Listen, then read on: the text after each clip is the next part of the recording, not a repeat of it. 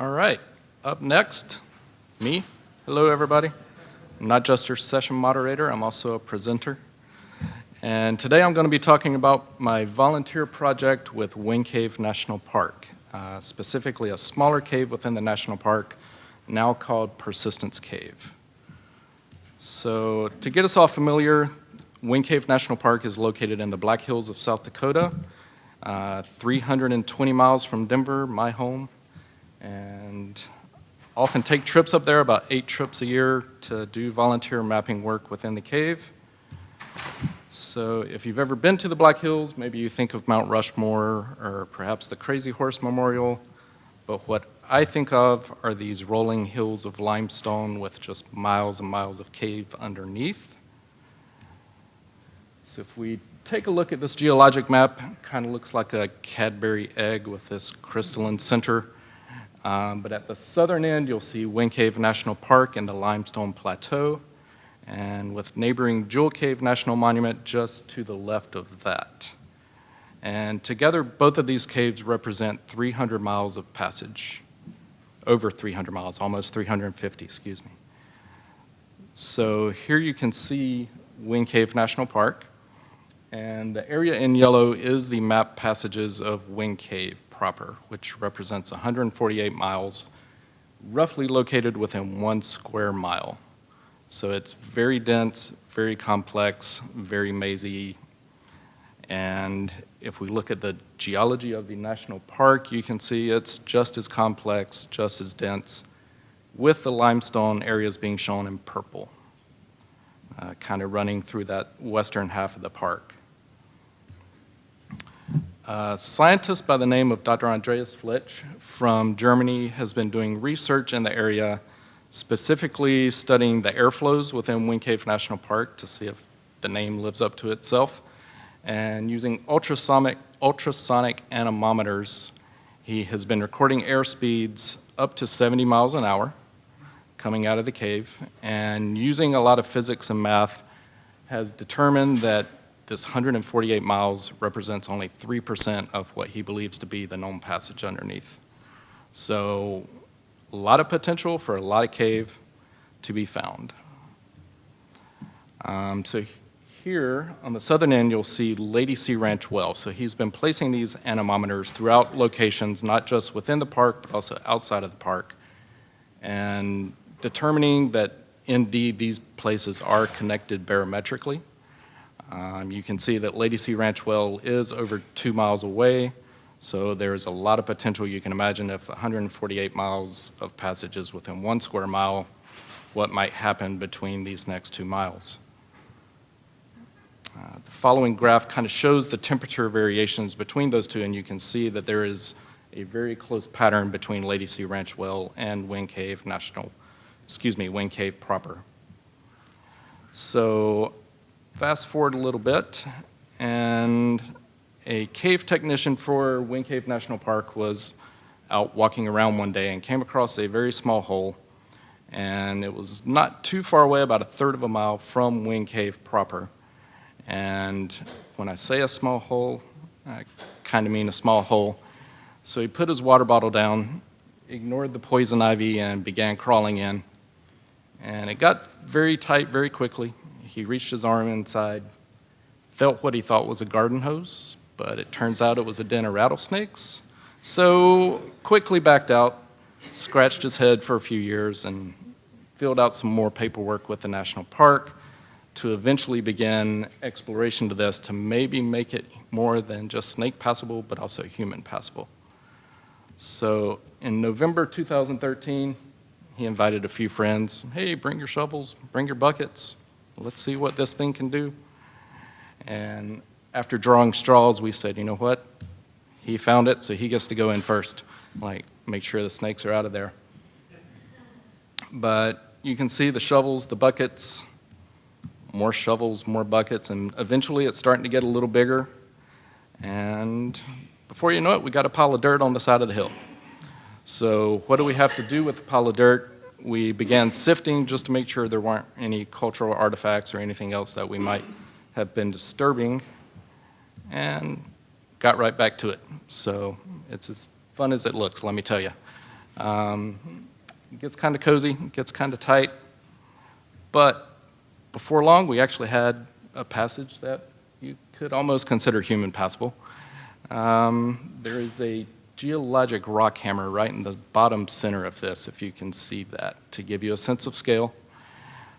So we began flagging this every meter just so that all of the sediment we were removing and was getting sifted, we actually had a record as to where that was in relation to the entrance. Now remember, this is November, so necessity leads to a lot of different things, a lot of creative things when it comes to digging a hole in the side of the hill. And so Steve said, you know what, we're starting to dig a little deep, a little too deep to just pull that out by shovel. So we start filling a turkey pan, tie a rope to each end and pulling it out, putting the sediment in a bucket, out to the surface it goes. And again, it's real fun, it's cozy, it's tight. So you're kind of on your side, taking a shovel, put it in the pan, pan goes out, pan comes back. And that's about how it looks from the other side. So, yeah, just, whew. Should have warned you all for photos of claustrophobia in this. But so as we're digging, you know, these very small air pockets are what we're trying to chase, because the airflow has been measured to match wind cave for this very small hole. So we know that there's a lot of potential, and so we're just trying to chase the air, so to speak.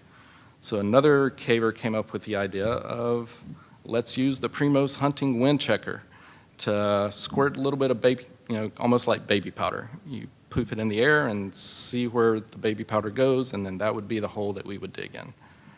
And I just want to point out the third bullet point in this Amazon advertisement: 100% designed and tested for the toughest situations and environments. I don't think they had our plan in mind, but before long, this little digging project of ours began gathering attention from not only local newspapers, but also South Dakota Public Radio, and eventually even Washington Post. And that is because from every bucket, from the very first bucket to the last bucket, we were finding bones. And what kind of bones, you might ask? Camels, bears, horses, pikas, none of which exist in this part of South Dakota anymore. Here you can see a short-faced bear claw. Now, the short-faced bear and the camel were not like the camels and grizzly bears we see today. They were much larger, and even the camels and the horses had toes, so it was a much different South Dakota environment at that time. But if you really want to get a paleontologist excited, tell them you found some camel bones in a hole in South Dakota.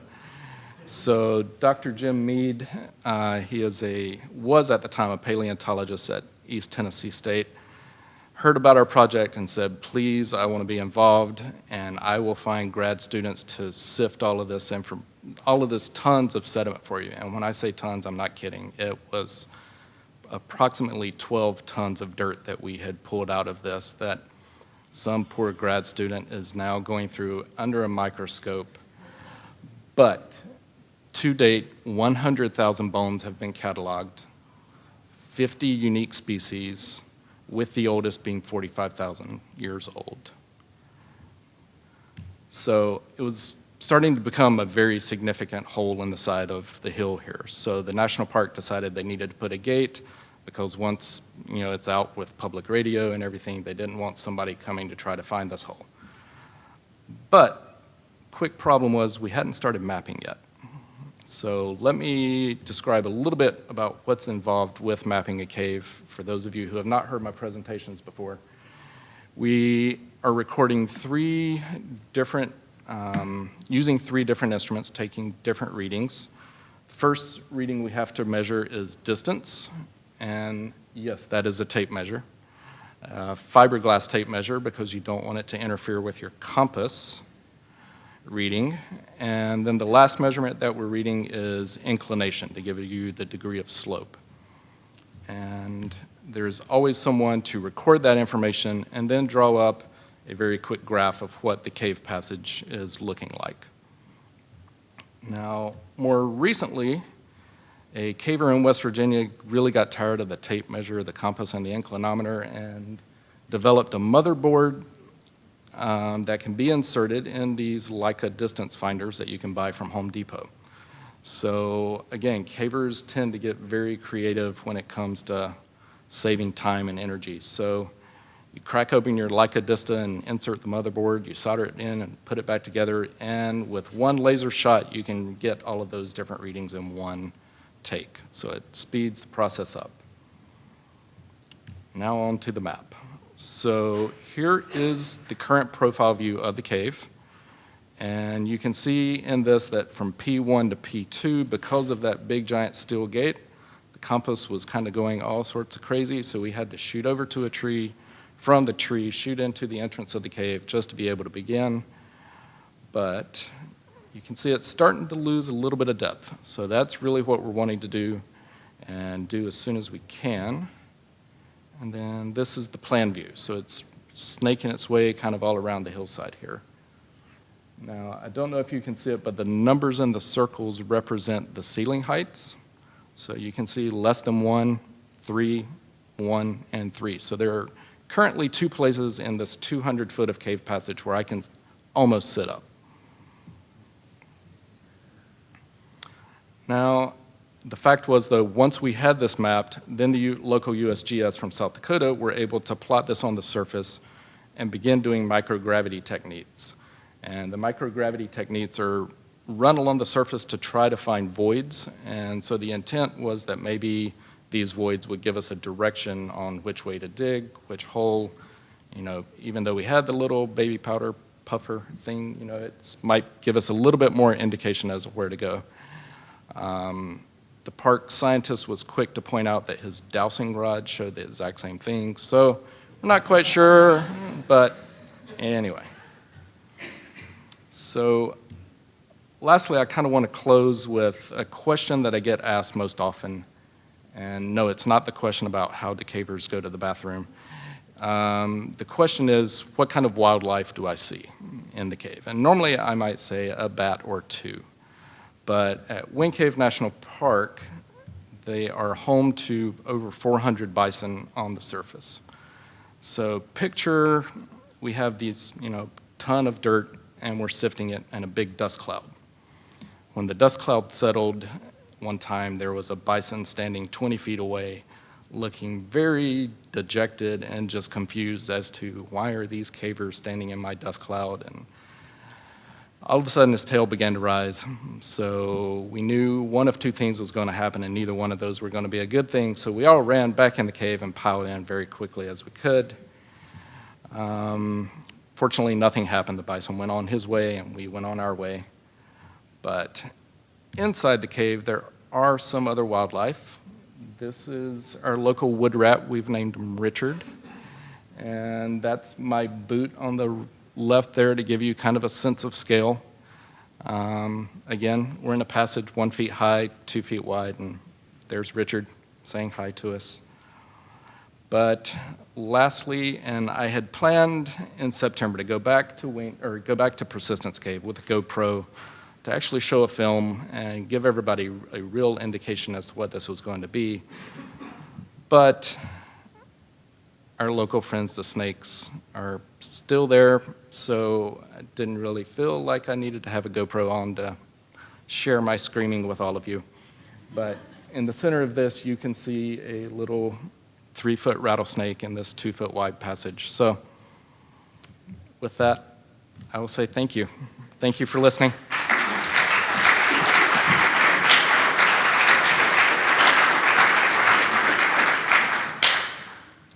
Time for questions. Anybody? Yes, in the back. It's been since the moratorium on public caves, since I've mapped caves. Are you doing the mapping for this cave? I'm doing the mapping as a volunteer for the National Park Service. Okay. So I was going to see if you're using, back when I did it, like SAR, a program. Compass is actually the program that this is being entered into, if you're familiar with that. It's, all right, it's very similar.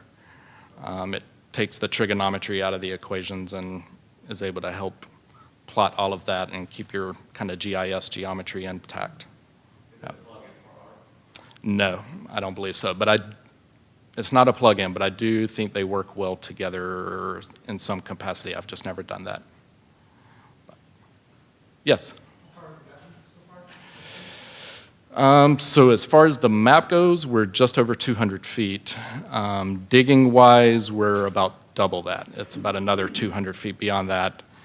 And it's continuing to stay kind of low and tight at the moment, but the last trip, it did manage to go down a 20-foot pit with more airspace at the bottom. So we're hopeful that in the next few trips, we might actually be able to stand up. Yes, David? Actually, what are you using to take the sketches and translate them digitally? So it's the software called Compass will, sort of geo-rectify and take out those slopes so the third dimension can become the 2 dimension on the paper. And then we will take the sketches that are being done in the cave and contort those essentially to fit that line work. Do you scan them and then digitize? So it's not Yes, in yeah. Compass? Not in Compass. Compass will just sort of be our framework, and then you're just regular scanning and Illustrator on top of that. So, all right, well, thank you, everyone.